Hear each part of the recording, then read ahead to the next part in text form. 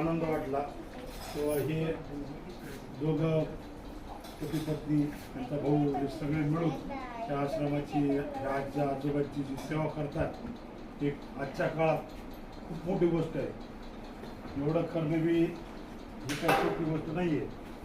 सगळं स्वार्थ आज एवढं स्वार्थी जग आहे, त्या स्वार्थी जगातून मधून हे करण्याची संकल्पना त्यांच्या मनात आली की खरंच ईश्वराने त्यांना चांगली बुद्धी दिली, जेणेकरून या सगळ्या आजचा आजोबा जे बाहेर भटकत हिंडत होते. आम्हाला डोळ्यात एकदा त्या अशोक आपल्या बिल्डाच्या हिंडत होता, आपल्याला माहिती त्याची परिस्थिती जिथं आल्यापासून त्याची तब्येत व्यवस्थित झाली, चांगला वाटतो. ह्यांच्या सेवेमधून हे जे करतात त्याच्यामुळं जे आज हे माणसं टिकून राहायला लागले.